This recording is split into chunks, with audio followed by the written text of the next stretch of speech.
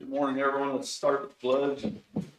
Pledge allegiance to the flag of the United States of America and to the republic for which it stands, one nation, under God, indivisible, with liberty and justice for all. David.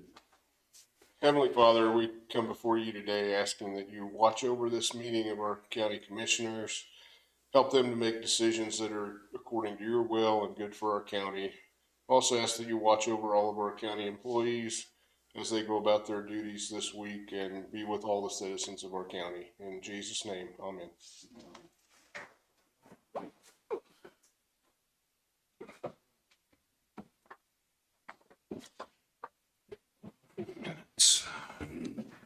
Read the minutes from last week's meeting. I make a motion to approve. Minutes is written. I'll second. Moved and seconded. All in favor? Aye. Aye. I've got several things for you this morning to get started. So next week is KAC and everybody's planning on going, I think, Bill, so we'll need to cancel next week's meeting because we won't have a quorum. I'll make a motion that we cancel next week's meeting for the KC meeting that we're all. What about you, David, just for discussion? Bills? I got that Okay. right after this on my, I'll second it. It's been moved and seconded. All in favor? Aye. Aye. so we will have claims that'll need to go out next week. And Gary stepped out for a second. I had a couple ideas on that, for the claims for next week, Gary, because we canceled the meeting. Would it be appropriate to get permission to go ahead and send them out? Or should we wait until we've got them processed this week and get an email approval? I think it's probably gonna need an email approval before you. Okay. So I can do that probably Thursday. I'm guessing we'll have them ready. So if that'll work for you guys, I will send an email out and I'll send it to the newspaper also asking for your approval to release the claims. And when you respond, just respond directly to David, don't respond to all. Just a separate text to David. Or, Email. Yeah, we get the 2 arrows from 1 arrow. Yeah. Just respond to David, don't respond to me. Yeah. But that'll get us through that because a lot of those will need to go on out. We can't really wait another week to send them, just due dates on stuff. So I'll plan on that, then I'll send you an email with the claims run in it. I do have the claims for this week.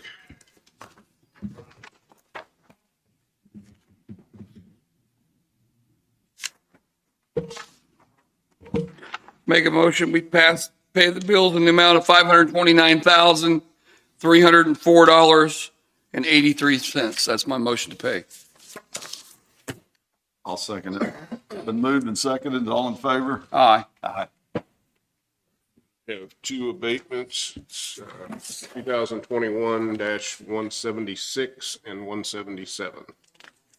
We need to read the amounts, I guess. Doesn't matter. I mean, I'll make a motion, we accept these abates.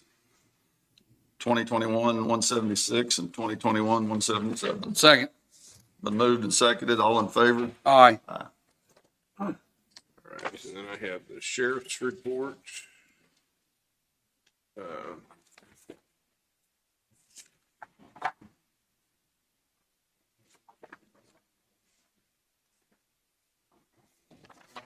Sheriff's report was 47 total prisoners.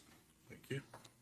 Farmed out 0, 20 farmed in, 136 911 calls, jail contacts 3,697, total calls for service 517, civil service papers served 11, bin inspections 4, new cases opened 18, cases closed 16, vehicle crashes 10, resource officer activities 177, bailiff contacts 162, livestock out 18.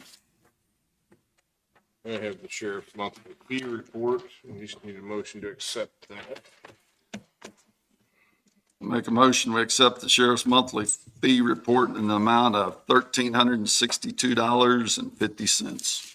I'll second. It's been moved and seconded. All in favor? Aye. Aye. Park report.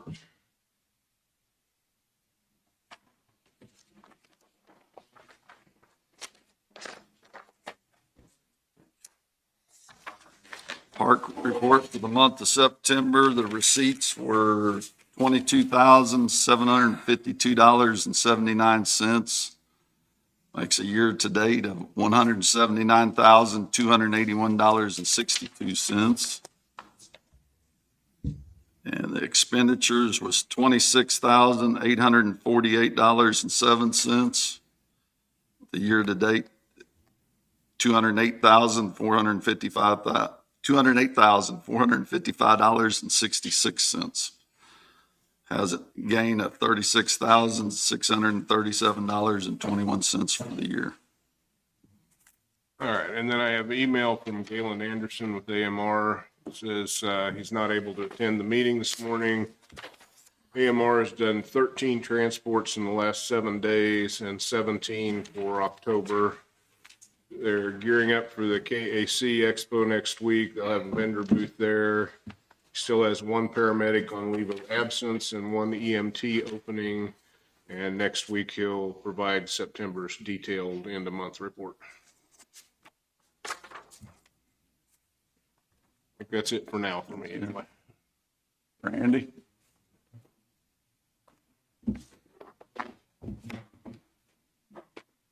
Good morning, Commissioners.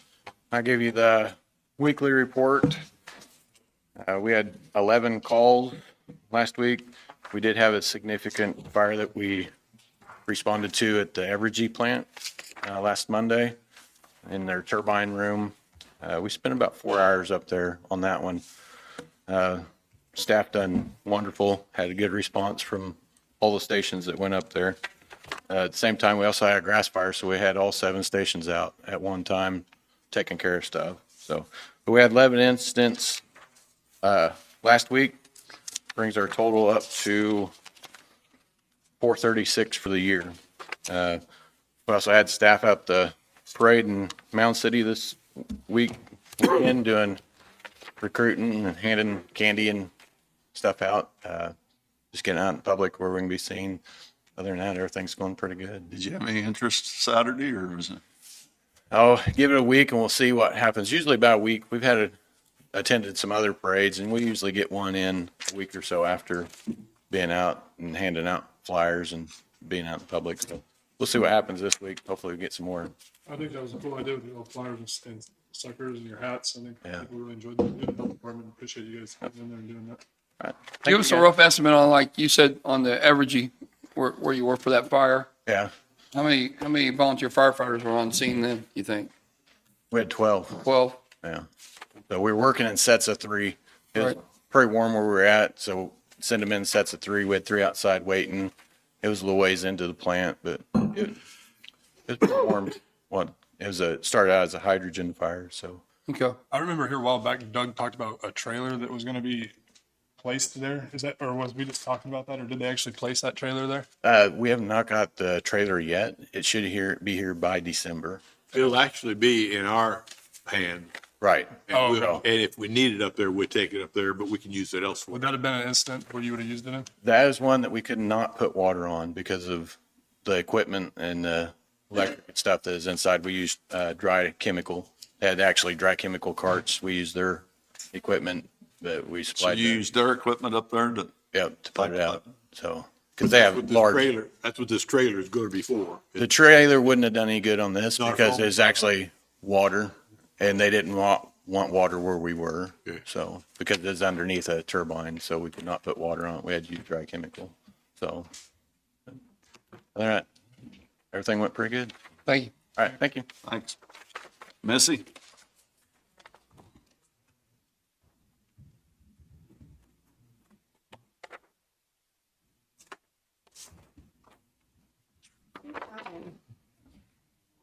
Last week, our activity report, we had breastfeeding peer contacts 12, MCH 4, family planning 8 COVID vaccines and lots of COVID boosters and over 100 flu shots last week. So we will be starting our flu shots going out almost every day throughout the month of October to get everybody taken care of. So we will be here on Thursday for Linn County employee vaccines. Did everybody come to the clinic for the flu vaccine, or did you have a clinic out somewhere? We had one at Linn Valley, and we had the largest turnout we've ever had there at over 80 at the clubhouse there. So that turned out really good. And then we'll be doing Blue Mound and here this weekend, some others. And then, of course, we were in the parade on Saturday, handing out stuff about breast cancer awareness, throwing stuff out, and that was received very well. And I have a bid on our awning for our building, for that from Rockin' Construction. Just one? So all I got was one. Yep. Sean and Jessica even helped me reach out to some people, and I just got the one. So I'll let you guys look at it. It's 2 different parts.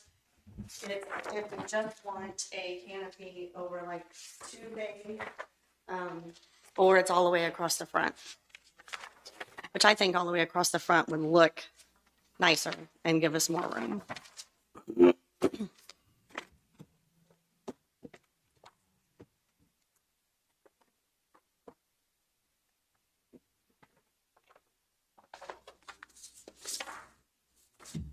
And that is fully funded by a COVID grant.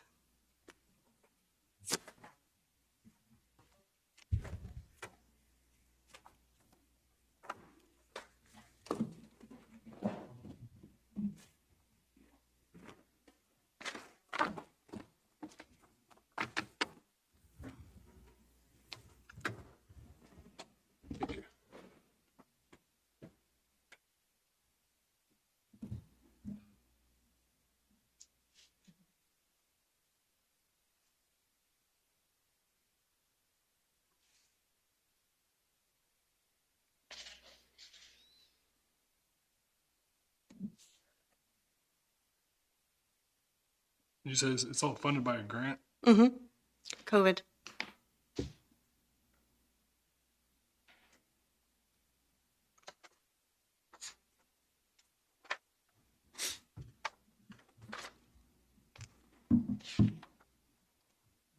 Yes.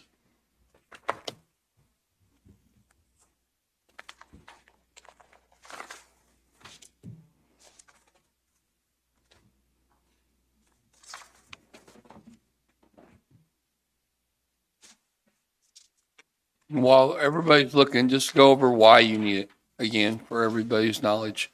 This Because is a canopy that goes over, they want to put out front of the health department. So because we do all of our COVID testing outside if they're sick, so it would give my nurses someplace to get underneath where we're not getting them wet or rained on, snowed on, anything else, plus the patient. You know, we're trying to swab them and do their testing, and rain and stuff is blowing in on them, so it would give us a covered area. And as COVID starts to deteriorate and go away or phase out, what other? We could use it for drive-up flu clinics. We have a lot of people in the county that can't get into the building very well, and so it's nice just to go out to the car and do that service for them. And that's any testing. It could be any testing, Sure. not just that.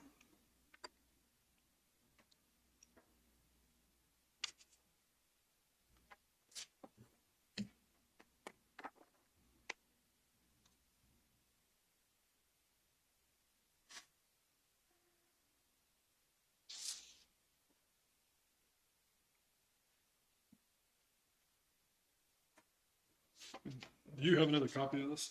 No, that's the only one I have. I can make you copies afterwards if you want.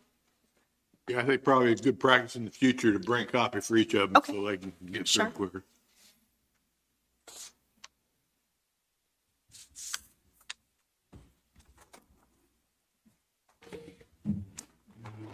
The design. The design, what's it all about?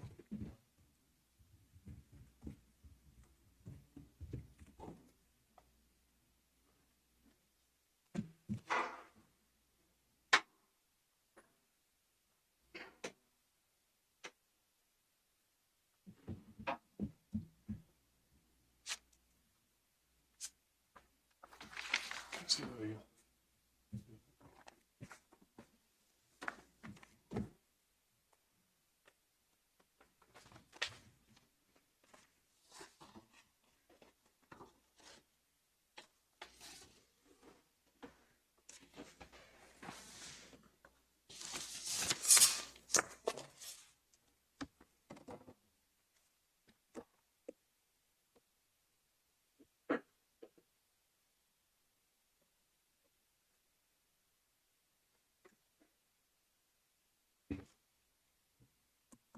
You just want to make a decision on it next week, or what do you guys want to do? What are you looking for? A yes on something today or later? I prefer to get started as soon as possible, but it's up to you guys. If you want me to give copies, you want to look at it and look at it next week, that's fine. I'd like to have a copy of it. Okay, a little bit. Give him a copy. Give us all a copy. Sure. I'll get you next week. Do you know what Nathan's schedule is? Is he able to? I don't know what his schedule is. I think it says on there that he should be able to start. Or does it say? I think so. When it says he should start and about how long he's projected the project to last.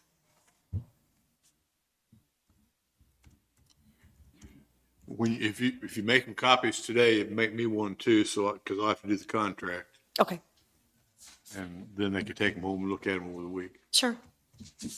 Well, it won't be voted on next week, I guess the week after. 2 weeks. It'll be 2 weeks, yeah. Yeah. Yeah.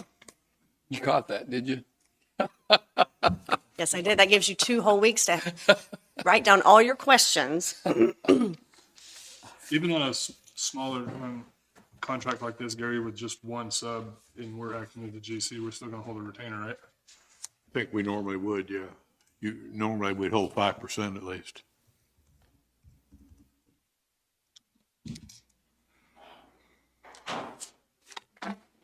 We can just get a copy of it. Sure. That's Nathan. I have a few questions I'll ask him about him. Okay. I know him pretty well. So. Okay. Anything else? Don't have. Nope. yes. Okay, Thanks, thanks. Missy. Like we talked about the masonry and the bridge. I want to get that, so, you know, before we get there. Jessica? You don't have anything? Sean?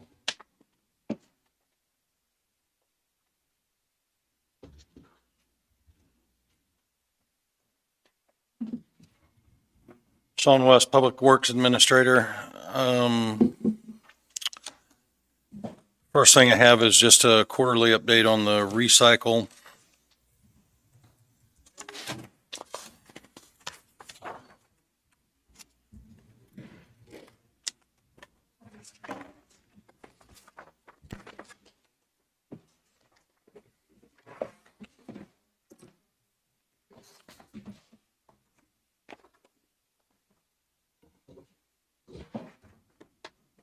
This is what we've turned in?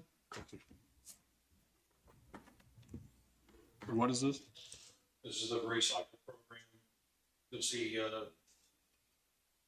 glass, cardboard, auto batteries, and shred is, most of what, you'll see for West's recycling.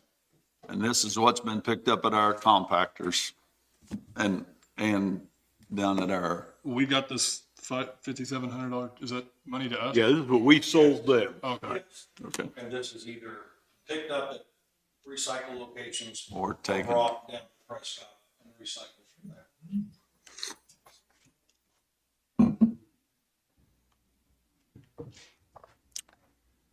there. Also have an update from Johnny on noxious weeds. Says they've been doing the studying. The test is November 2nd. He did break away to do some repair and drop off some saws. Also to check on some recently sprayed areas around the Judicial Center and Centerville. But the majority of his week was spent preparing for the testing in November. Upcoming projects for the north and the south shop. I've got the south shop tasked with 2 rock projects around the Judicial Center. One will be out by the fenced-in auto storage area.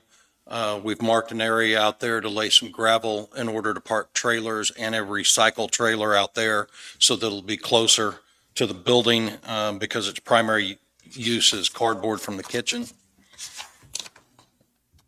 North Shop will also be tasked after they finish their roadway project with clearing for the boring as soon as we get the last of the waivers around the Hell's Bend project. I also have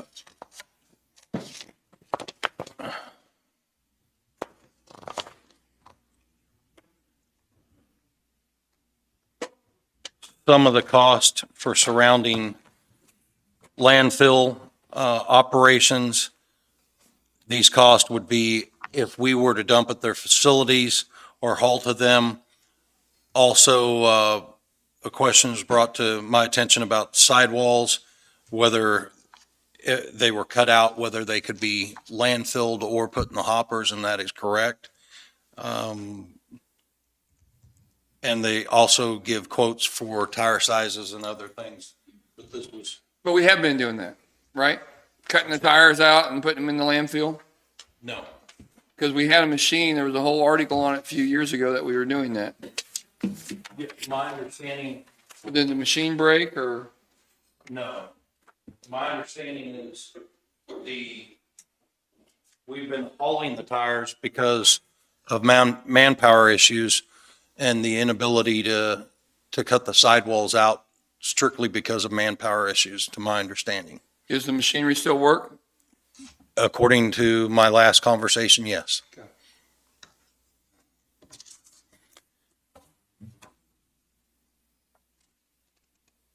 Sign departments obviously worked part of the Sugar Mound as far as setting up signs for that.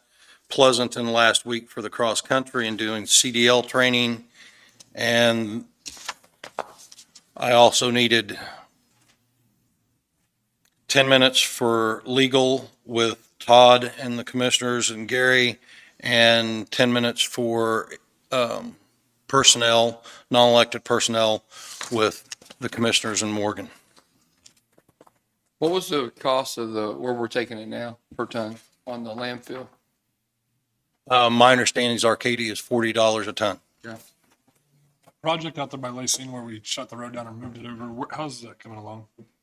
I haven't had any updates, but I can get you an update on it. I have a local over there wanting to ask me a few questions, and I told him I'd get back to him. So Okay, I can get an update and get that to you. So if we decide to switch, if we decide to switch to a different county, if the price was cheaper, as there is one here, do you have to do a contract with them? Or should we do a contract with them, Gary? They'll probably insist on it. Okay. What length of contracts do they do to you? I mean, What we've typically done in the past is like a 3 or 5 year contract with some renewal options and various things like that. Usually there's an escalation So factor. we had asked Sean too, when we talked about this week ago or 2 weeks ago, so you were going to get us some more numbers, what the cost would be to go from there over to Allen County as an example. Is it more miles? Is it more? I believe it's going to be more miles, but our last discussion, you'd approved me talking to the engineer and trying to get a cost estimate on the rebuild and our And the rebuild, operation yeah. as a whole. Is that underway? I have not been able to sit down with them yet. I expect to meet with them sometime this week. well, I understand it's gonna be like 20 miles further, right? That's about right. But if we can make it a 18 to 20 ton load instead of a 3 to 8 ton, it's basically what we haul now, right? It's my understanding, yes. You personally talked to Allen County in this case? No, I had one of the clerks in the office call and develop that sheet based on those questions. We don't even know if they would allow us, right? I did have a conversation with them outside of that to find out and explained what our operation is and what we'd be asking. And they said that the pricing included both residential and commercial dumping. And they understood what I was asking as far as a county operation. Okay. As to whether or not that would change if we had some type of contract. I haven't gone that far in the discussion. So the tires that we take in now, we're hauling off to another landfill. That's correct. We're having them picked up. We're charging for them and then Then we're paying a fee to have them hauled off. Unless they're picked up beside a road or whatever. We pick up tires along roads sometimes that That's people correct. dump out. We pick them up on the side of the road Right. and we also pick them up at different cleanup events and things that have People been, leave. the fees have been waived on. So on those, price we charging is covering what we're doing as far as hauling them off, or? I believe it's offsetting it, but I don't believe that's something that when I bring the department heads in over the next several weeks to talk about the end of the year and the fees that we're going to have to discuss, because I don't know that it's accurately covering those costs. I think that's gonna be part of all your plan with the engineer you're gonna sit down with, right? I mean, Yes, it's going to be one of the questions we ask. you're asking, all these places about contracts and stuff like that, you're gonna have that all covered in your plan? I'm going to ask the engineering firm to come up with those numbers, yes. If they can do a cost benefit analysis. So on your tire machine, we have a machine over there that's not being used. And I think that machine was bought. I think From a the one company. we've got is a homemade one, isn't it? We got a homemade one. I know that. I've reached out to some gas stations around here and they cut the sidewalls out because it's a huge problem for them. Right. And then they're bringing it to us. Dump them. They say they have a box knife that, on a car tire, seconds, they'll have a sidewall out of the box knife. If you- Anyway, could you look into that? Is it cheaper what we're doing right now? You say we're just taking the whole tire and paying for it to get dumped down there? Is that right? I'll get you the numbers on that and then look whether or not it'd be cheaper to hire a part-time personnel to complete that. So we defer that cost and just dump them in the landfill. I think where they're sending the tires now is a tire recycling type place, isn't it? Isn't it a place That- that buys them or takes them, you pay? We pay a company pay to 'em. pick them up and haul Yeah. them to a facility, yes. Okay. Gotcha. Other than that, I had nothing other than the executive 10 minutes legal with Todd and then 10 minutes personnel with Morgan. Yep. with Morgan. Okay. Thanks, Sean. Thank you. Get Jessica. Let's see. Robert here. He's just driving up. Okay. Jessica, got anything?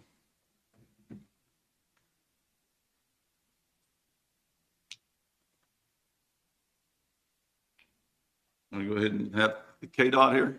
Yeah. You guys like to go ahead and get it out of the way? You're here. It don't take too long. I guess we can do that, can't we? I'll be short and sweet. Okay. Thank you, gentlemen. I appreciate it. The president said the pandemic's behind us now, so I get to get out and do this stuff and meet with you guys again. So I'm here on my listening tour. And to answer your questions, I brought Ian Stringham, who's responsible for the construction, and I have Sean Denny, who's responsible for the maintenance side of my operations. So I'm just basically here to listen to your concerns, to see if I can help you, or say I'm from the government and I'm here to help.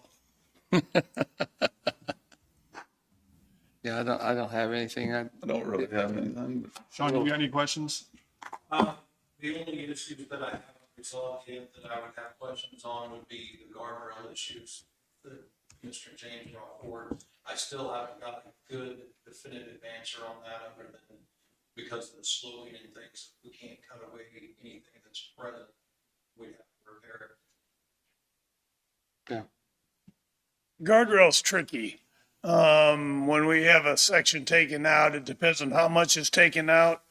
And if a majority of it's taken out, we have to come back in there and we have to replace it with the new requirements, which are pendant ones and all the other stuff. So guardrails are a tricky item.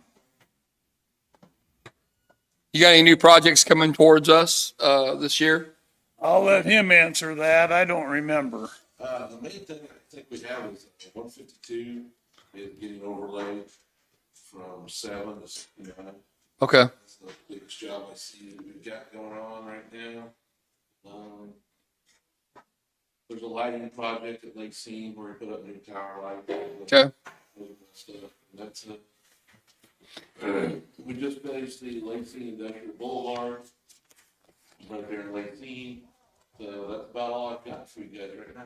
Any big future projects for 69 or 169 that you can tell us about? Not that I can remember on the drawing board. I just know right now that, up in the Kansas City area, bringing 69 back south, they just did a contract that I think is going to be awarded to Ames Construction and EES, Emery Sapp and Sons ESS. And that's going to be four laning and putting in all this other stuff from Kansas City south, but it doesn't go that far south to affect us. The current job I have going on 169 right now around Chanute, that's supposed to finish up the end of November. And so that should be completed on that one. And the two jobs on 69 just north of Pittsburgh. Right. The one job at the north end of that project, those guys got in, kicked tail, and they got right out. They completed that job ahead of schedule. And the other job should be done by the time winter sets in for us. So at that point, 69 will be 4-lane, then all the way up to Kansas City. Good. Before I shut up, and I know you want me to, but just to let you know that the bill program that was passed by the federal legislature is going to pump in a little bit more money into the state road coffers. And they have upped the amount of money that is available now in our bridge programs. So if you have some structures and stuff you're interested in maybe getting replaced, Todd Southrank and the Bureau of Local Projects, Hugh Bogle would be good contacts, and they might be able to steer you in the right direction. But they have upped the amount of money into the bridge program. Good. That's good. Would they be something we could talk to about those stop signs there at 69 and Tucker Road by the racetrack? Warning light, Flashing what you're lights talking about. on top of the, Yeah, that might be at the intersection of 52 and Tucker Road down here, just this side of 69. We've got some concern about people ripping through that intersection. And we've had several reports of that. Intersection of 52 and what? 52, and it's Tucker Road. It's just this side of just this side of 69. yeah, old 69 is what it was, It's actually old 69 highway. right there by the racetrack in Pleasanton. And some of the commissioners were wondering if there couldn't be some kind of warning light put up telling the drivers that the stop sign is coming, because they come ripping around that curve, and unless they know it's there, sometimes they miss it. I can send that intersection into the traffic engineering group and let them look at that intersection. They do it for all the states, so it's not going to be something that's going to come back quickly, but I can send that in and have them look at that. That'd be great. Then out there on old 69 or on 69, right there before Trading Post, I think it's right before the duck marshes. The bridge, I mean, there's a heck of a hump whenever you hit that bridge. And I've had a few people reach out to me about that. Going northbound? Yeah. Where you transition from the road to the bridge. Yeah. And Yeah. it's a heck of a dip or, jump. So Yeah. We've got some of those structures into our bridge management program. I don't know that that's it. We can look at it and see if I can put in an asphalt wedge or something. We're working on some mud jacking projects too for the structures, and I don't know if that's going to be one of the mud jacking projects or not, but we'll look into that too. and then right there at that same area, I've had there was a wreck. I think it was during winter. They ran off the road in one of the duck marshes. Is it a possibility to think about putting a guardrail up between 69 and those duck marshes along there? I have not heard that, and we found that putting up guard fence could be more dangerous than what we have there with our floor slopes and stuff. So it's not a good practice. We don't usually do that. Gotcha. Cables or anything? I mean, Pardon? cables or guardrails either? I mean, No. Now, if it continues to happen and there are numerous cases like that, then the traffic engineering group might decide to do something, but it takes more than one or two. Appreciate you coming in and talking to us. Yeah, thank you. Thank you for listening to us. You guys have a great day. Appreciate it. Mr. Tyson?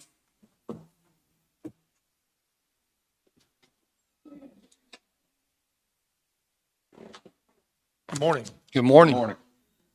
There was on my taxes on a property for last year, I noticed my one pasture went up by 29%, the other went up 50%. And so I just asked the question, why would my taxes go up that high? And our appraiser, Kathy Bridges, was kind enough to tell me that it's because they removed the trees from my pasture and removed the canopy cover. And I thought, that just doesn't sound right. There's so much timber in Linn County that the pastures aren't very usable.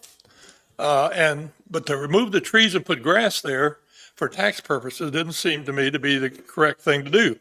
So I did some research and I found a 1998 letter from the Division of Property Valuation that starts out, and I'll just read the first little paragraph. Our mutual assignment is to assure that all agriculture property is valued fairly, accurately, and uniformly throughout the state. The Agriculture Use Valuation Committee, comprised of agriculture producers, legislators, county appraisers, Kansas State University representatives, and myself have worked for nearly 3 years in creating a value structure that satisfies these overall objectives and meets the requirement of the court order we're operating under. And in this letter, it says, it gets down, it says, adverse influence. These adjustments are apparently an attempt to properly recognize unique factors affecting the parcel's values that are not contemplated by the overall formula. At this point in time, we have generally identified 4 adverse influences that may not be adequately considered within the present agriculture use evaluation formula. And one of those adverse influences was canopy cover. And they list here adjustments to be made in canopy cover. If you have 25% cover, there's no reduction, but if you have 25 to 50% cover, there's a 20% reduction in your taxes. 50 to 75% cover, there's a 30% reduction, and 75 to 100%, there's a 50% reduction. And so I asked about this letter, and I was assured by the Property Valuation Department of Revenue that it's still in effect. And so they sent me a current letter that also talks about that and says that trees in pasture are typical and are taken into consideration in renting a pasture. Putting it another way, when renting pasture and rangeland, it's normal to find trees and brush within a pasture, and the cash rent values are recognized that fact. Now, there's a lot of more things in these letters, and I'm not going to take time to my 10 minutes to sit here and read those letters. So I thought, well, this is not right. So I talked to the county about it and didn't get it changed. So I appealed it to the Board of Tax Appeals, and I made the point that I wouldn't do that for myself. If that would be just my property, then fine. My house value is going up 90% next year, and I'm not appealing that because that's just me. But this affects all of Kansas. This is Eastern Kansas problem, taking the trees off Eastern Kansas for tax purposes. So I appealed that to the Board of Tax Appeals, and they have found in my favor. And I think Gary has a copy of their findings, and it's real good. It tells the county appraiser's position, the state's position, the Department of Revenue's position, and my position, and they found in our favor. So I just want to let you know that hopefully we can get trees again considered. I had pictures of my timber. I cleared 3 or 4 acres for my horses.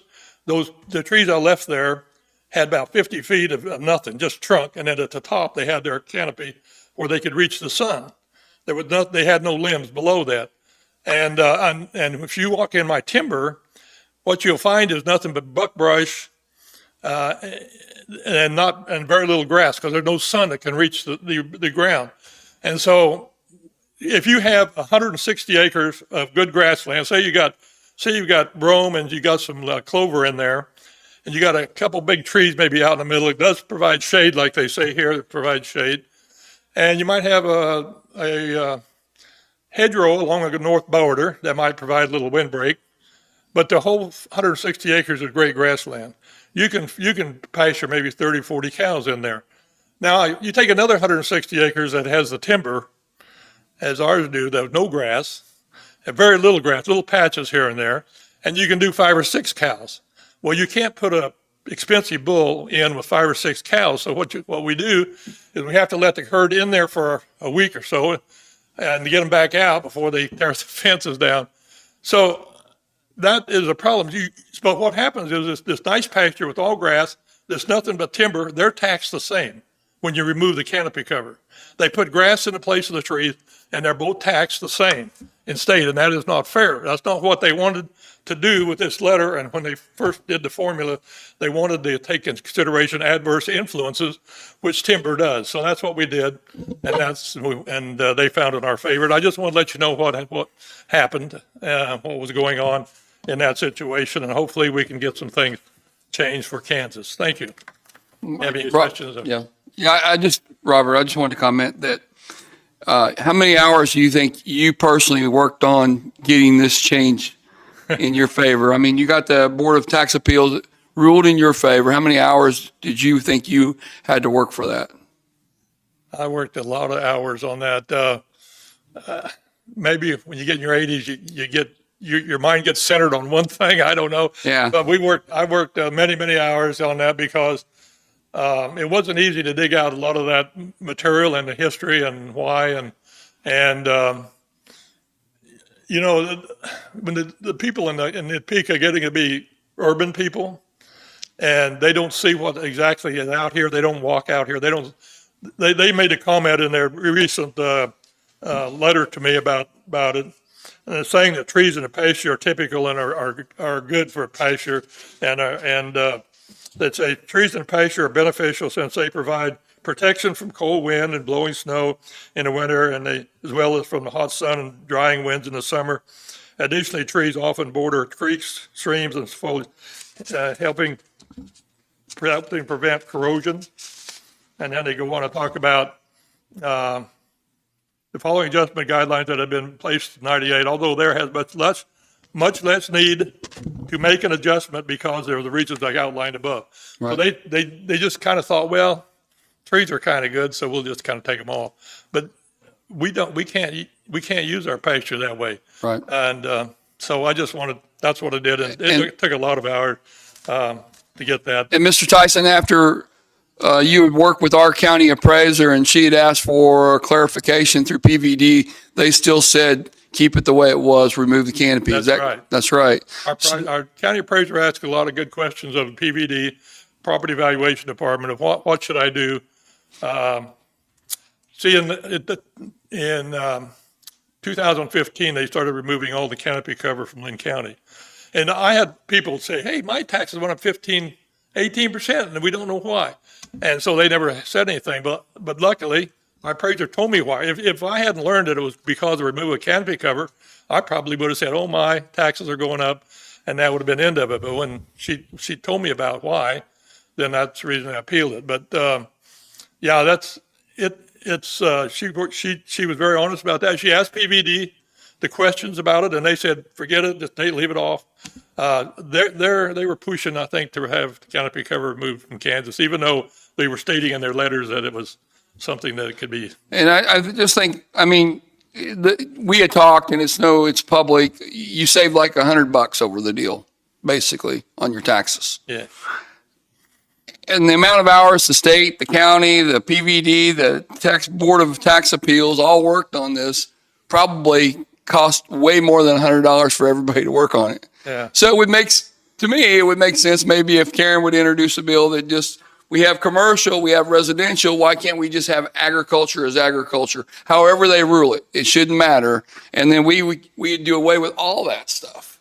All these appeals and all the efforts that our county appraiser may have to go through to go with various farmers wanting what's right for them, like you did, based on what PVD said in the letter in 1998, just get rid of it all. I don't care if they need to raise the rate for all or whatever it is, just get rid of it. So it's just ag, commercial, and residential, be done with it. 3, what do you think about that? Well, how do you make adjustments for the different kind of ag? Well, that's the smart people up there have to figure I that mean, right out. now it's soil type and grazing rate, cash rent, that makes these decisions on this. And, the agriculture gets a break right now. Agriculture is taxed less by far than your residential. Sure. And there's people in Topeka and all that feel like agriculture is getting a break that they shouldn't be having. So the pressure is to bring agriculture more in line with rural. And then we have something like this. And I agree with what you're saying. It makes agriculture even notice more Right.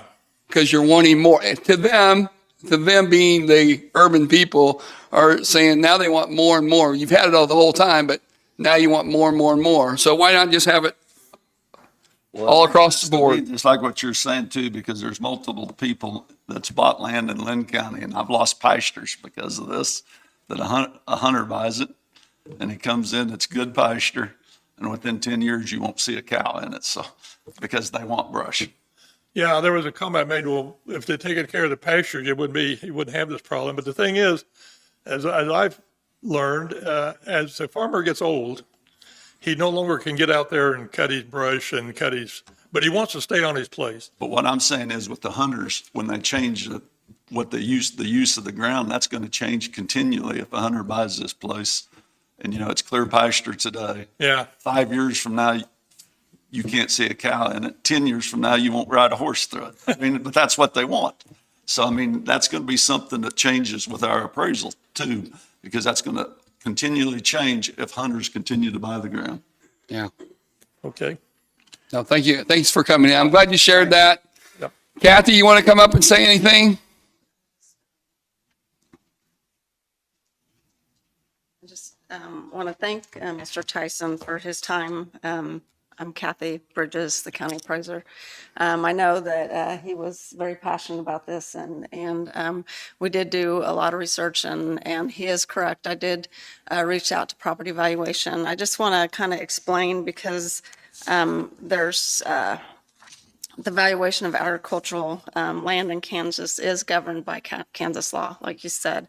The appraised value of ag land is based on the productive potential directly attributed to the natural capabilities of land and not fair market value. So you are correct in stating that, if it was at a market value, they would get, the taxes would be a lot higher. And I know that, but there is the Kansas statute out there that's KSA 79-1476 that provides guidelines regarding the methodology. And so one thing that property valuation does is they are our oversight agency, and they provide us guidance. And just as Mr. Tyson said, I did reach out to property valuation because in other jurisdictions that I had been in, we didn't have any adverse influences, or we didn't really utilize canopy cover. And so when I did start to research this, when he came in, he had a 2021 payment under protest. So I just wanted to see, well, let's look at it, see what happens. So the canopy cover was removed for 2021. Previously, on most parcels in the county, it had started being removed in 2015, 2016. Time period. So all the feedback that I received from property valuation is they did believe that it was already included in the pasture because there are management expenses. There's quite a few. I mean, the law governing and how they come up with pasture and rangeland is basically using an 8-year average of the landlord's share of net rental income with soil types used to recognize the forage producing capability of soil. So it gets pretty complicated. And so what they do though is they work with K-State Extension, and one of the law changes that I think that drove, removing the canopy cover previously is when the law was first put into effect, when we did reappraisal back in the late 80s, early 90s, and agricultural use was put into Kansas. It was, when they first did it, it was one crop reporting district, statewide. So they only gave, for all soil types, they just did one statewide. Well, now it's down to different crop reporting districts. So I think property valuations take on that was basically that, we're down to crop reporting districts. So our district, which is the East Central, it takes into account local data. So I thought that they, like what they're getting for pasture land. And so I can see property valuations view, but then I can see, after hearing testimony from Mr. Tyson, that he does have some issues. His summary decision, he did testify that that because of the heavy canopy cover, it prevents grass from growing, and talks about that he argued that his subject property was unique compared to others. So I know that I've talked to Gary because canopy cover is, now we know that the Board of Tax Appeals did state that this can be utilized. I think it's probably, even in their order, they state that he has a unique situation here. So one thing we do is we have to look at our ag countywide. We typically use aerials. We use ag land questionnaires, different things. So we have to relook at that once every 2 years.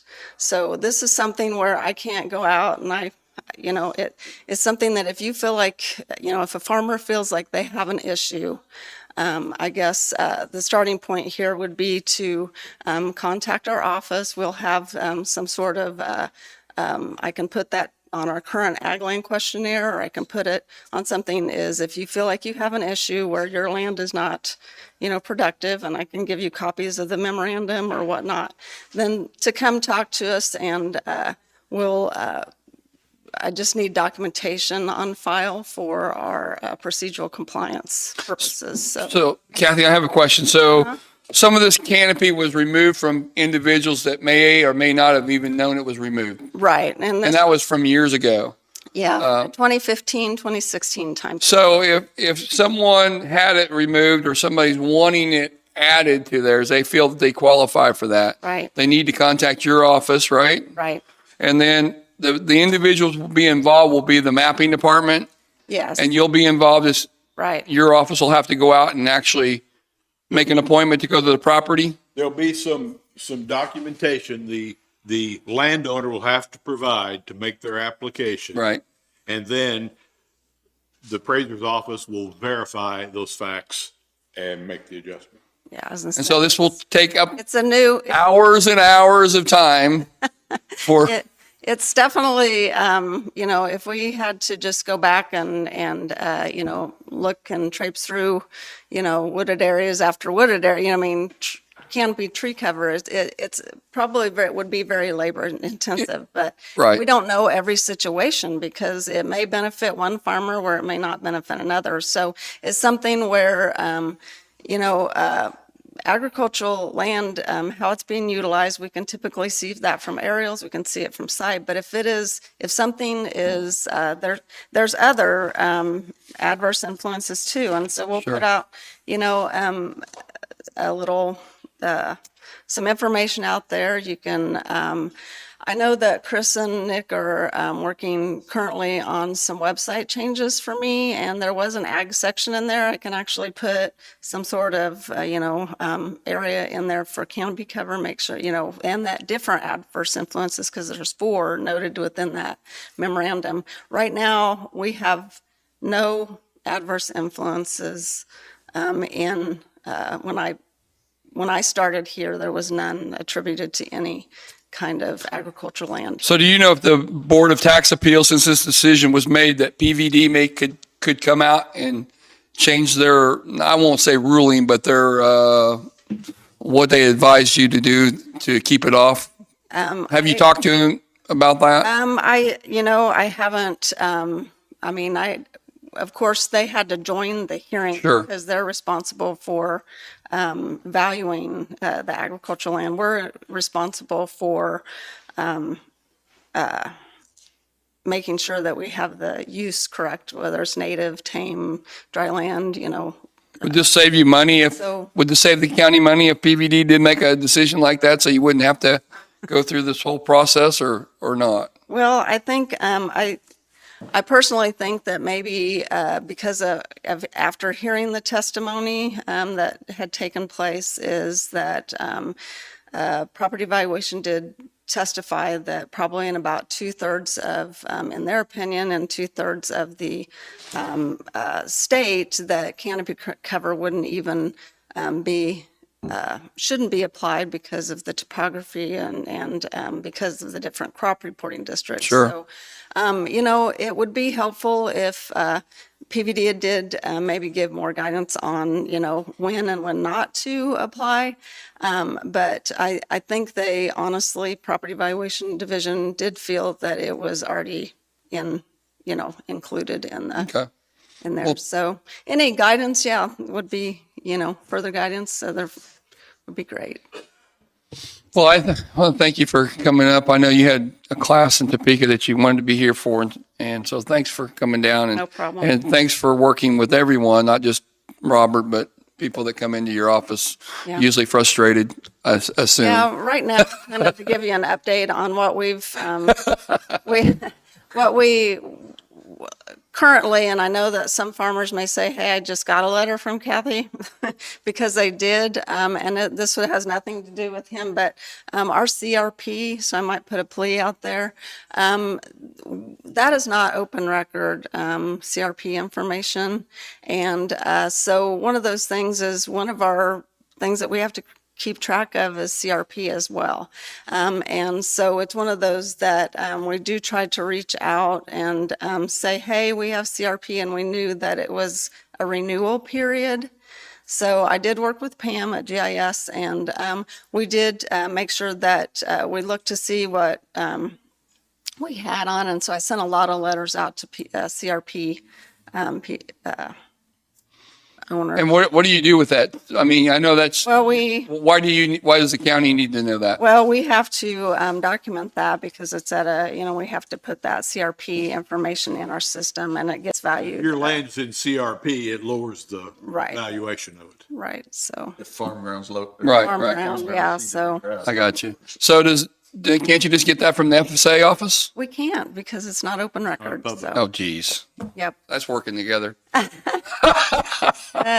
Typically, we don't get that information, and that's statewide. So anyways, there's always a challenge with agricultural land. This just happened to find a new challenge with, agricultural land. So, if the legislature would do something for us, that would be great, and make that back public Yeah, there you go. to the county appraiser. So, and it would be a benefit to both the farmer and to the county. So anyways, well, if you guys have any questions. I don't. Well, thank you. All right, thank you. Mr. Tyson, thank you. Yeah, thanks for coming in. Yeah, and like Lee, there was a county that said, reason not too long ago, canopy cover, he said just set the map and it's approved, so it's not a real, I don't think it's gonna be a real hard thing to do.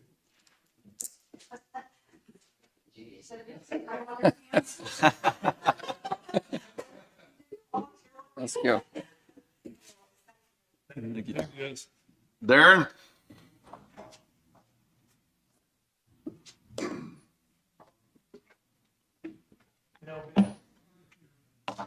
Good morning. Darren Wilson with Planning and Zoning Director. I come to you guys today to give you a recommendation from the Planning and Zoning Commission we received 2 bids for new zoning regulations. IBTS has proposed a $21,000 bid plus expenses and a couple of line items that total 4,000 for a total of 25,000. It includes zoning regulations, subdivision regulations, wind and solar regulations.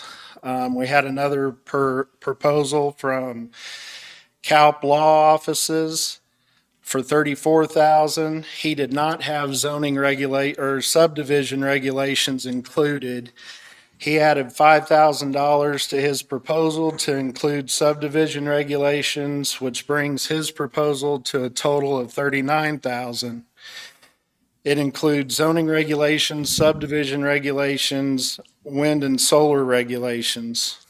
On a 6-3 vote, the Linn County Planning and Zoning Commission recommends CALP Law Offices to assist Linn County in updating their zoning regulations. CALP was chosen on the strength of his successful experience in helping other Kansas counties, many who are rural counties similar to ours, in the development of their zoning regulations. It was felt that CALP had a clear understanding of how planning objectives and goals can be realized. In fact, he currently serves as a member of his local planning and zoning board. Key points. CALP is an attorney who has utilized his law background to promulgate sound zoning rules and regulations in 3 decades of work in Kansas. CALP has a clear understanding of the chasm between our recently approved comprehensive plan and the current outdated zoning regulations. His appertaining experience leads him to confidently state he can bridge that gap with his well-written code recommendations. CALP's recent work for Miami County was met with overwhelming satisfaction and approval. It aligns consistently with his other recommendations. CALP's 7-step plan with outlined processes and corresponding timelines provides much desired clarity and transparency. Combined with his long record of achievement in Kansas, this engenders great confidence among the Planning and Zoning Commission members.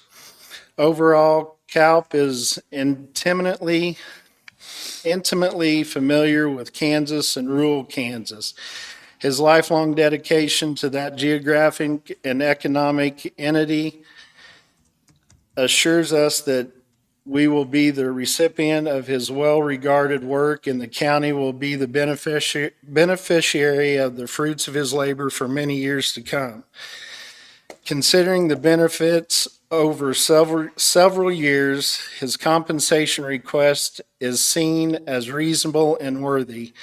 It harkens back the old argument that you can pay me now or you can pay me later. In later times, we don't want to do many makeovers at unknown future cost. Finally, we view to have a long history of developing very proactive zoning regulations. This will provide us with well-conceived codes with well-defined parameters.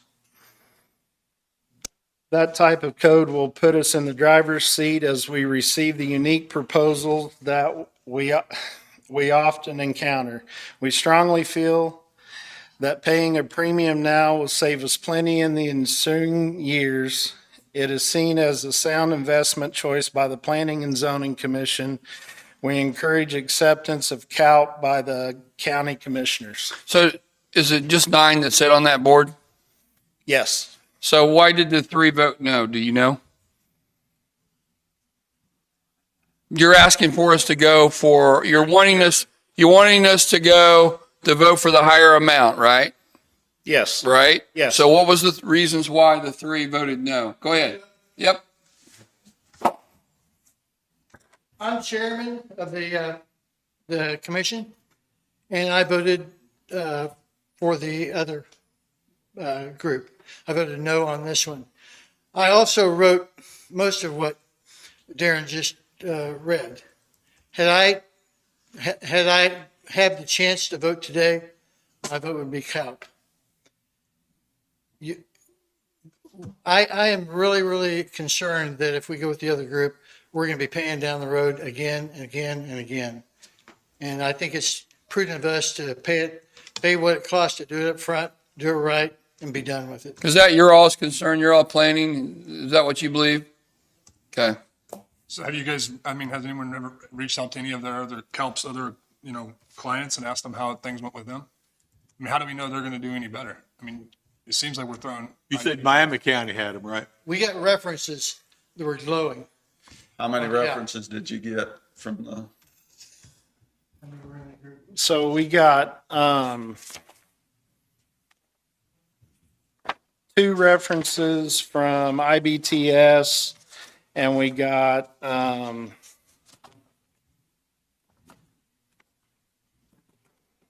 think there was 6 or 7 from CALP.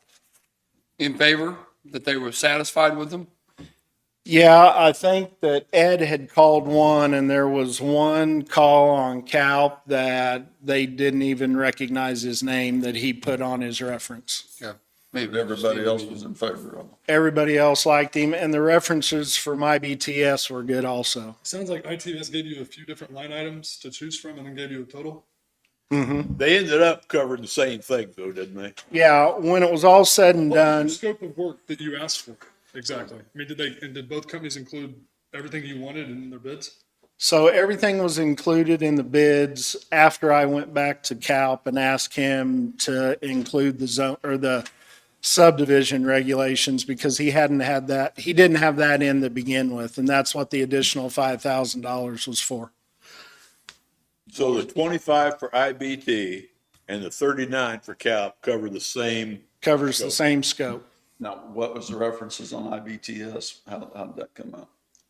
Everybody was in favor for him. Everybody worked well with them. They didn't have any complaints. What's your guys' reasoning for not going with ITBS? They're the same people that did our Complex. Correct. One of the reasons was they didn't have an on-staff attorney and they didn't have it, final draft outside attorney look at it. Some of the, Well, you'll look at it for us right here. We'll review it ourselves anyway. Yeah, that's true. Charlene, I want each one of you, you're asking us to spend quite a bit more money if we wanted to do this. What was your opinion on all I this? think that CALP is more familiar with Kansas rural areas, Okay, whereas IBTS is more the bigger cities. but they're working in Lacine too, right? IBT? And they're working here, they work with our comp plan, so, Are they Yeah. in Lewisburg also? Or? no, But their references are from larger cities, okay, the references may be, okay, so. okay. Anybody else want to Dave, talk? would you come up?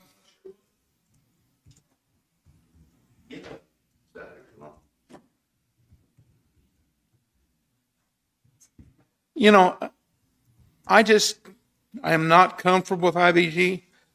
I thought we just, I don't want to ruffle anybody's feelers, but I thought we just got some cheap frosting smeared on some bad cake with this first part of this comprehensive plan. Okay. I thought it was internet stuff. And I've sat where Jimmy is on these planning boards when we were having all the discussion about the alternative energy stuff.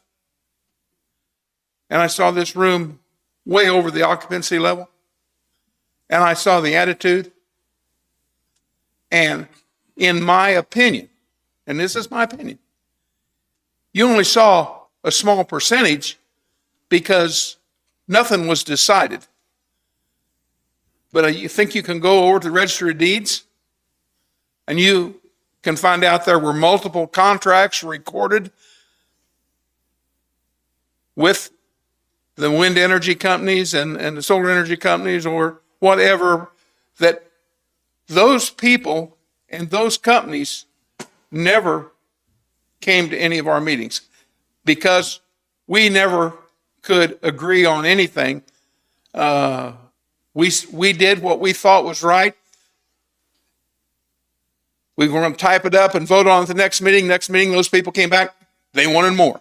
There was no end to stopping. And, in my opinion, everybody in the county needs to be treated fair.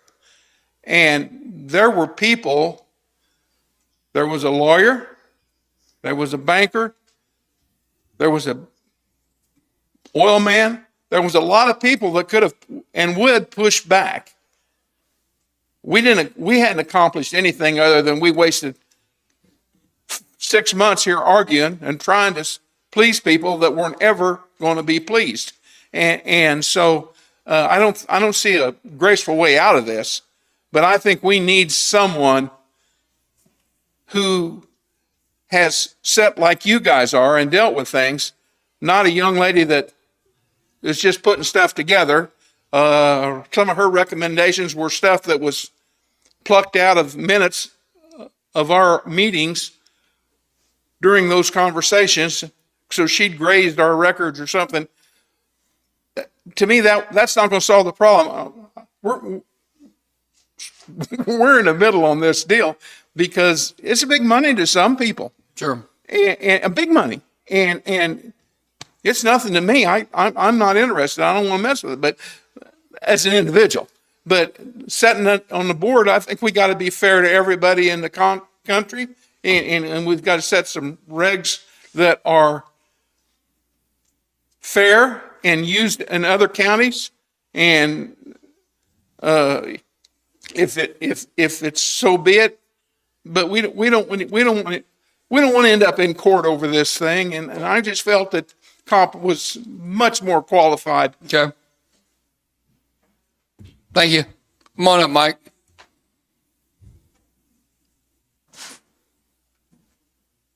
So you guys know that the planning and zoning manual is 10 sections. And, there's approximately 6 months or thereabouts to get this done. So I asked Mr. Kopp, I said, if we get stalled out here because we don't know what we're doing, trying to rewrite these regulations, how do you kickstart us? How do you help us? And he did not have an answer for me. He talked and he talked and he talked, but he didn't answer my question. And after listening then to IBTS, it became clear to me that whichever company that we use, all they're going to do is record what we ask them to record. And it's going to be up to us to find the direction of this and lead ourselves. Those guys he's not going to lead us. IBTS isn't going to lead us. They're going to do what we tell them to do. So did you vote? Are you in favor of KELP or ITB? IBTS. Okay. And that's it right there. I just feel like that if that's the way it is, then we ought to save some money in the process. Okay. Fred, come on up. Is that the way it is? Is that what? Oh, I'm sorry. You want to let Fred talk and then I'll. Yeah. Come on up, Fred.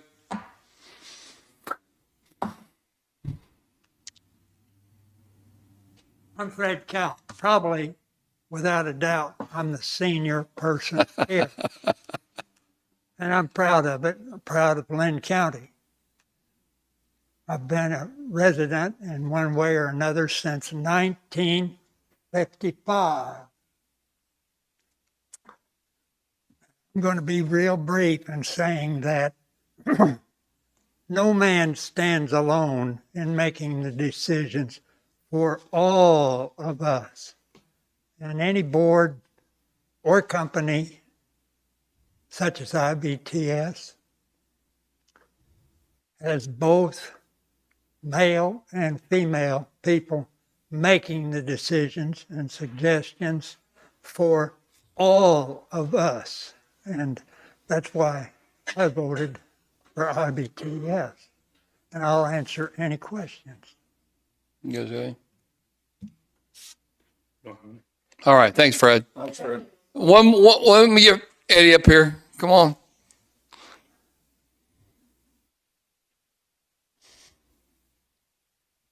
Yeah, Eddie Anderson, Rick's district. I voted for CULP. I made 2 phone calls for references. One was to Miami County, the planning director up there. When I threw out CULP's name, she said, he walks on water. If you want somebody who's going to steer you in the right direction on land use, he's the man to have. The other gentleman I called was from Concordia. His answer to me was, I never heard of the man. I said, why does he have you down here for a reference then? He said, I never heard of the man. So I just went away that he probably crossed Culp someplace or Culp crossed him someplace, but he still put him down for a reference. Right. So, but I voted for Culp in it. Is that the way you still stand for Culp? Yes, You would sir. still vote? Okay. All right. Thank you. And go ahead. I just took over the dang thing, didn't I?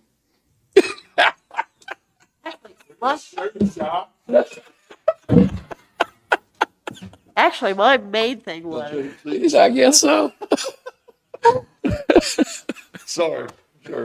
I thought if we were going to have help, COP could give it to us, whereas IBTS will have to go out and consult with somebody else. There you go. That's a good way of putting it. Okay.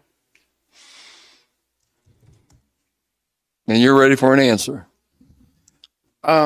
Yeah. What Mike said, kind of elaborate on that, like what his thought was. Is that I think they want to gather as much information from what we're looking for as a county as far as land use, and then put it into a written document where it has backbone, where there's law to it.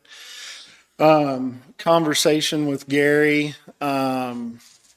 A lot of the zoning regulations and subdivision regulations are statutes and stuff that are pulled from different locations and put into a regulation. I think either one of the companies is qualified to do it. The interviews went well. We didn't ask, what would you do? We asked them about themselves and what they offer.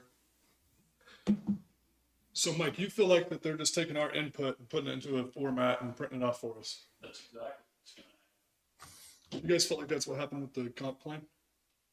I don't want to say because I came in at the end of the comp plan. So I didn't have a lot of dealings with IBTS on that.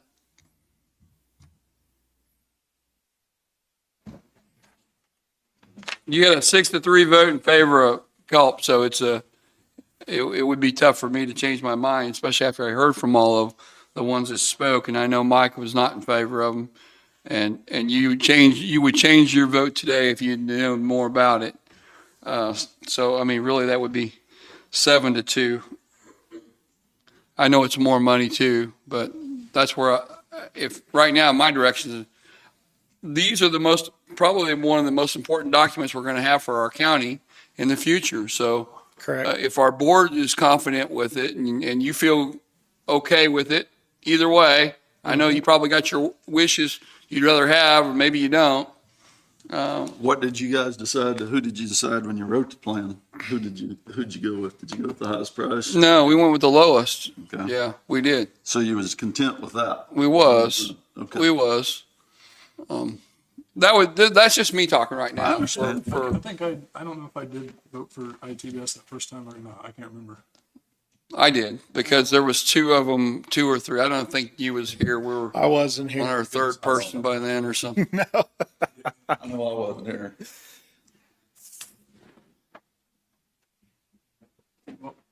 I know that they spent a lot of time making this decisions, several workshops, discussions back and forth. I think they took their decisions very serious.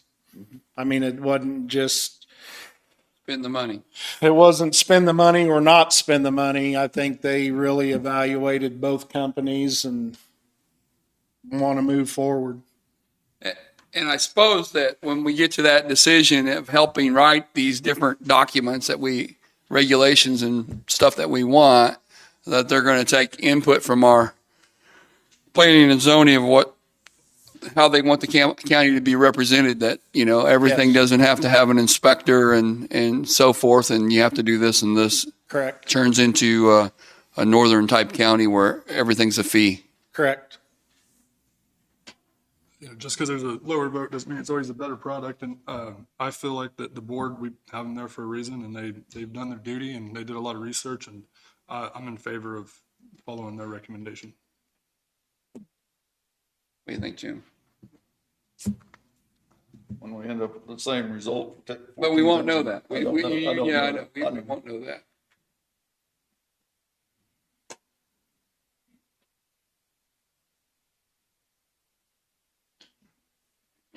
I'd make a motion that we, are we ready to enter into a contract? I'd make a motion that we'd enter into a contract with, is it Kelp. Kaup. It's KAUP. with that? And I think it's pronounced Kaup, I think. So that's my motion. For 39,000? For 39,000. 39,000. Any more discussion? No more discussion. You're not for it? No. Okay. I'll second it. It's been moved and seconded. All in favor? Aye. All opposed, same side. Aye. There you go. Thank you. For all the time and effort you guys have put into that, I know it's probably a lot of time, so. Yes, they spent a lot of time. Now we need good results. I Yes. think they'll Jim will keep track of that. As far as releasing it and contract, do you want him to get in touch with you? Yeah, I'm sure he has a contract that he uses. Mm-hmm. And if he'll send it to me, I'll review it and then we'll get the commissioners to execute it. Okay, thank you. Thank you, guys. Thank you, Darren. Thank you, guys. Thank you all. Let's see. Burton's here, I don't know if you need something or. Barton, you have something? I don't, I'm just here watching. I like that. I don't have any right now. You got, yeah, come up here. You never get to get in the front. How's your office doing? Great so far. How's the new courtrooms? I guess I can ask that one. It's really good. It's a lot nicer than the old one. It's very accommodating, and the new technology is nice. I haven't had an opportunity to have a trial just yet, but Have you had a trial this year? not this year. No. Wow. Got one supposed to be coming up in a couple weeks, and I had a trial this year. You did? Yeah. That's bad. well, not a jury. Not a jury trial, but I had a trial. Yeah, He's Gary, up on you now. he's always got to one up me. I know. I know my place, but not yet. I anticipate having one before the end of the year. Is all your older cases caught up with you? Yeah, I think we're basically all caught up. I mean, my docket, I think, is all 2021, 2022 cases. You know, we'll get a probation revocation that's from 2019 or something, but that's resolved. Just they violated their probation, so it comes up again. But And do you know if the Judge Harth will she ever use our courtrooms for other than our cases? I don't know that I'm not necessarily the guy to know that, but maybe. For the most part, no. We've got a judge here in Linn County who Right. sits here who will hear the cases. If she has a conflict or if there's some, sure, yeah, something like that. There are special circumstances where she may come down for that, but in general, no. She'll be in Miami County, and our Linn County judge will be here. Everything working really well with your offices over there? Yeah, it's working really well. Everything, it's like I said, it's been a great change. We had there were a couple bugs when we first got in there, but Chris is real attentive to those, and we've been able to work those kinks out. And I think I don't have any complaints. Everything's clicking along real good. I think it's been nice. Thank you. Thanks for coming in. Sure, no I problem. had a question. I had somebody reach out to me about our court-appointed lawyers. And what do we have on the roster? 3? Is there 3 of them? So that's a good question, and I don't know if, let me think.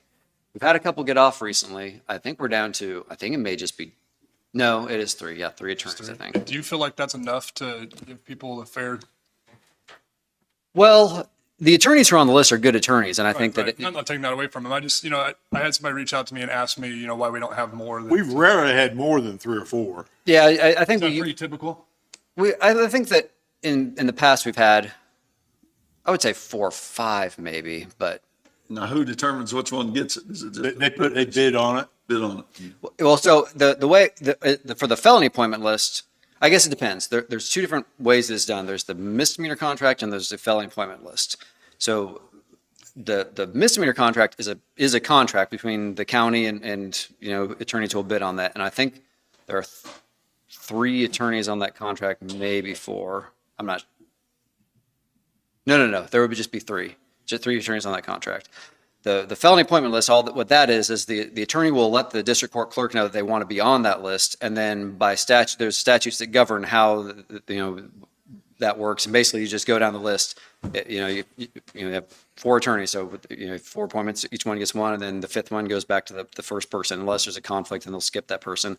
But by law, they just have to, you know, they just go down the list and get an appointment as they come in. Does that make sense? And I guess to answer your question, I think they just felt like they weren't getting the fair time and effort, I guess, if that, you know, So, I didn't really know what to. I mean, that is a concern. You know, there are kind of less and less attorneys all the time in these rural communities, and you know, we're about that. It's a concern for our local bar as well. You know, I don't know if you know this, but we're getting 2 new judges appointed this district, one for Miami County, one for Bourbon County, and so that will, in theory, remove 2 more attorneys from this district who will ascend to the bench, and then no one is there to replace them. Are working down this way, they're working in. You know, there's been a lot of discussion about. I've talked to Gary about how to attract an attorney down here, and we've had some ideas. And my hope is someday to attract another attorney down here. But right now, one of the people who has applied for the judge position is one of the attorneys on our appointment list. And so if he was appointed, for example, we'd be down to 2.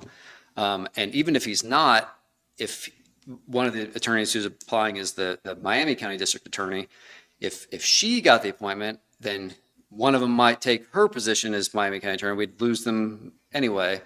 So it is a real concern, and it is, I mean, I don't know that You got any recommendations on how to entice them to get them here to Linn County? What we need is some kind of financial incentive to young attorneys to come here, because, I mean, let's face it, they can come here and get X number of dollars per hour, or go 50 miles north twice that. Right. And another issue is, you know, I'm sure you've heard ad nauseum about student loans, but, you know, people are graduating from law school with 6 figures of student loan debt, and there probably are people who would like to come to Linn County, but, you know, they know that starting off, it's going to be, you know, kind of a grind, and when they've got a $800 to $1,200, $1,500 a month student loan payment, that's just not really feasible to just open up. Provide a few $1,000 a year for, was it? Didn't we just approve one of them?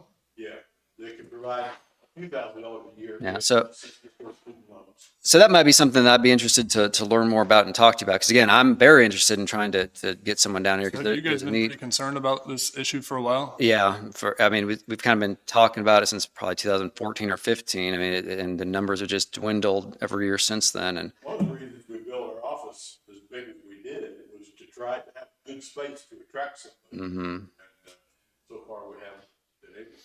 Yeah, and I'm still optimistic. You know, like I said, I've got some ideas about how atmosphere. I can try to track someone down. But, you know, there are, I don't know, for example, part of the reason that I'm here is when I was in law school, I'm from Johnson County originally, I'm from Olathe originally. When I was in law school, I just kind of assumed or had in my head that that's where I'd return. But I applied for a scholarship while I was in law school that would match my payment for that internship I took if as long as it was in a rural community. And so I took an internship in Ottawa in Franklin County, and when I was there, I kind of realized I really liked that pace. I really liked smaller towns. I liked working, and so I resolved that when I graduated, that's what I want to do, be in a smaller community.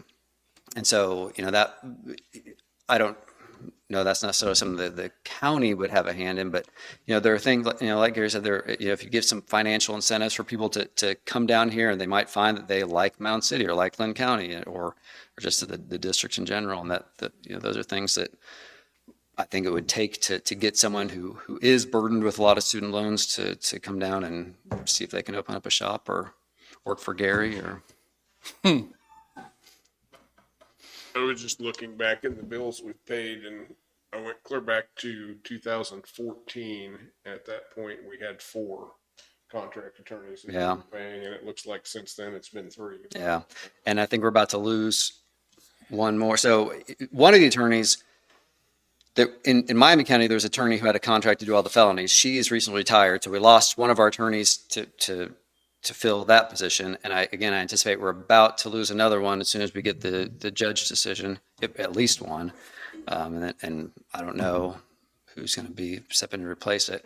I've kind of thought about talking to you guys about a summer internship program to have, someone from KU or Washburn or the Kansas City school to come down here and sit for 3 months and kind of help out with at the county attorney's office. And, and that might be something, I don't know,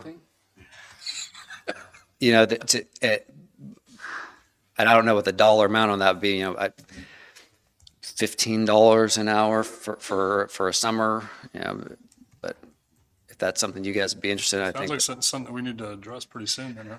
I mean, I do think so, because again, the county does have, the county has a constitutional duty to provide services, and at some point, the point that I think you're addressing will become hairier when we have 1 or 2 attorneys trying to handle 300 or 400 cases, and you just can't do it. Missouri had a big lawsuit about it a few years ago about how their public defender system was overwhelmed and they didn't have enough and they couldn't give good services. I don't think we're quite at that point yet, and that's not far in the future.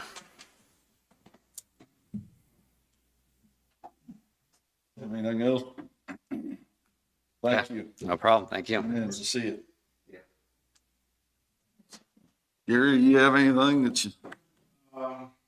hey, Burton, if you don't mind, could you put together a few ideas and present it to us? You don't? Thank you. Okay. You need some executive session. How much? 15 minutes? You got some on the list. For personnel? Okay.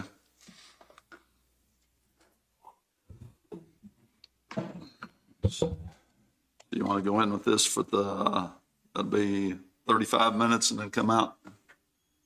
Or do we have? While we're in this, If you want to, we can pick up Sean's 20 minutes while we're in there. I don't care how we do it. It's like we're gonna have several different people coming and going. What you have specifically requested is 35. Yeah, I have 35 minutes. 10 for personnel for Sean, 10 for personnel for Misty, and 10 for legal for Sean. Right. So I'm make a motion. We go in executive session for 35 minutes. Second. It's been moved and seconded. All in favor? Aye. Aye.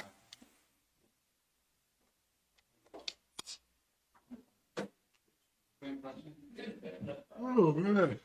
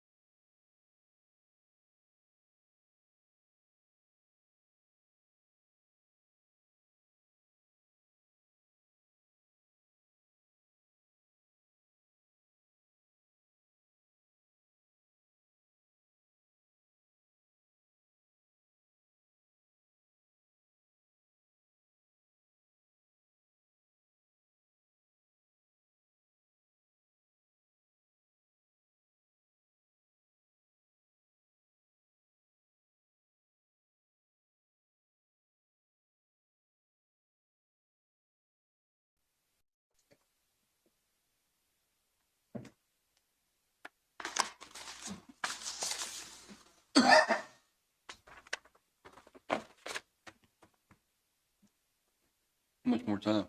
I don't know, I'm gonna have to add this up. Well, I know. that We needed- Jessica needs probably 10.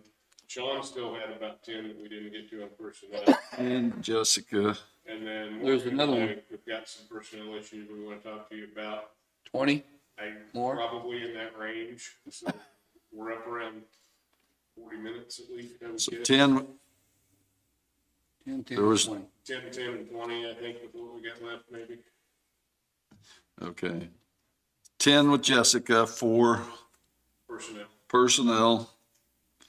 Then we got, Sean's 10 for personnel. 10 Sean for personnel. And actually, I think some of what Morgan and I have, we might split 10 personnel and 10 legal on that if Gary's still here. 10, He's here. more 10 personnel, 10 personnel with Morgan and 10 legal. So that's 40 minutes. Total 40. Okay. Well, that's my motion. We go back in executive session for 40 minutes. Second. Been moved and seconded. All in favor? Aye. Aye.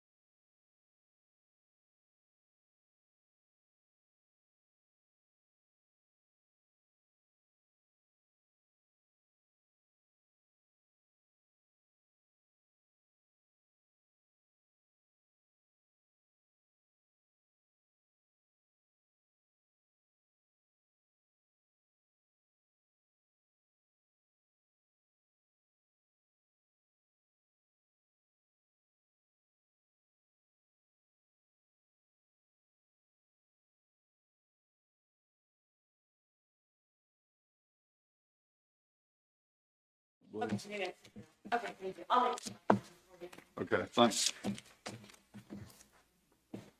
We had some action from the executive session. Jessica, if you want to come ahead.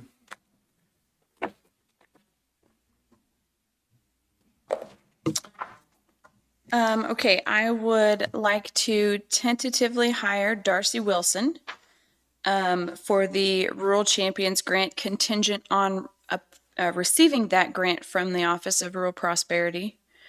The grant position will be $20 an hour, 20 hours a week for 1 year.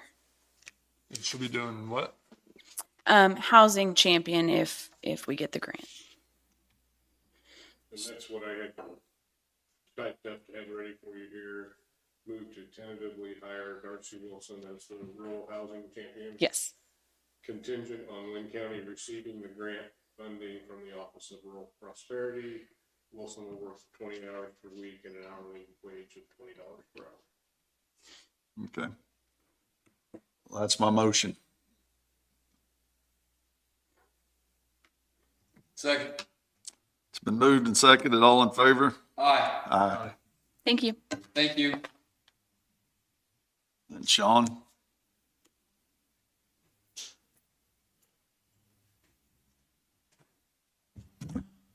Friday of last week, I received 2 resignations. One is from Tammy Grimes, who's worked in our transportation area, and one from John, or we call him Mike Marsh, who works for Solid Waste. Both gave 2 weeks' notice. I would ask that you accept those resignations effective immediately and pay out the 2-week notice. That's my motion. Second. It's been moved and seconded. All in favor? Aye. Aye.